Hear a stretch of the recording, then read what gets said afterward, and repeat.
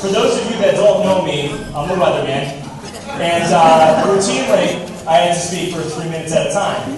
But if you ask any of my producers, I do go over, so I'm sorry, Rachel, in advance. This is probably going to be a little bit longer. I'd like to start off first.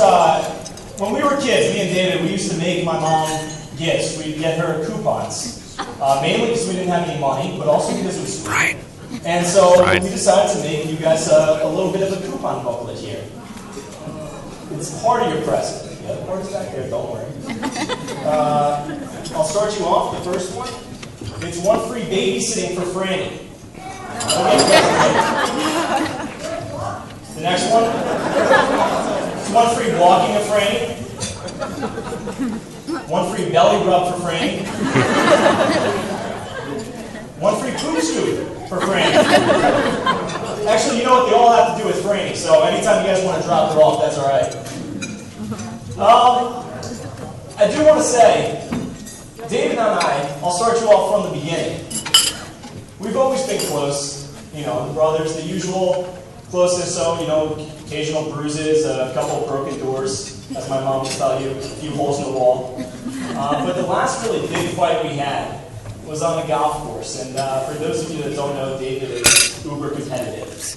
Very, very competitive, and if he's losing in something, he likes to generally quit. So, we're in the middle of playing golf. Michael's losing, he starts making it and rules to make him win. Well, 6 shots later, Dave was out of the bunker. And at the end of the hole, I said, all right, David, what'd you get in the hole? And Dave goes, I got a 4. How'd you get a 4, Dave?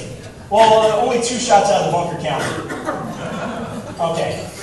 So we continue playing. We get a little bit into an argument about it, because at this point now, Dave has taken the lead, and I become a little bit competitive about it. So on the next hole, it's me and David. I yell at David, you got a 4 or an 8. I'm putting you down for an 8. Dave says, I got a 4. I say, you want to go? He says, okay. Dave comes at me. He picks me up, drops me. I black out. I wake up from my blackout, and David's right there. So I think he's concerned, right? He's sitting over me. You would think, as a future doctor, he'd say, are you okay? First thing out of his mouth, are you going to tell Mom? So, me being the more business savvy of brothers, I said, you know what? I won't tell Mom if you carry my clubs the rest of the rounds. He carried my clubs the rest of the rounds. And I still told my mom afterwards. He would do. No, but David really is going to be a great doctor. He was always there. I mean, the kid ran into the bleachers in gym class and managed to watch himself get stitched up. I don't know many people that would do that, but after seeing that, you know that he's going to be a great doctor. For Rachel and David, just a little anecdote from Dave's bachelor party.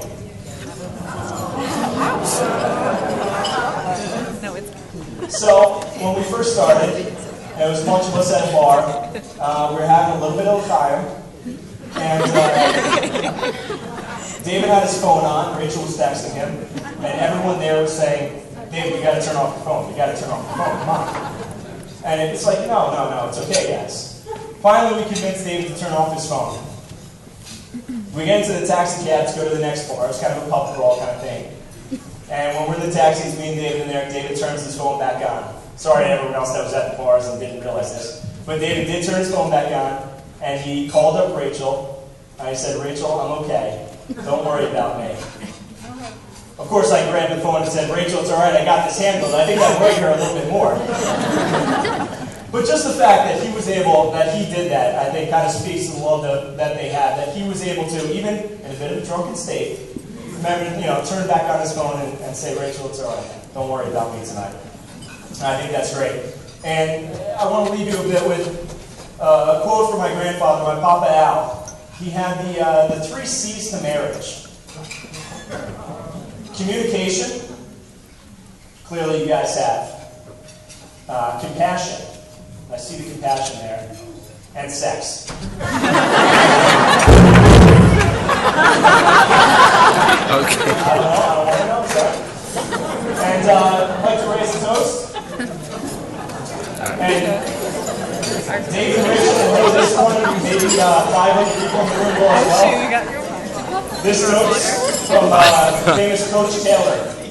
Clear eyes, full heart. Can't lose. Can't lose. Cheers.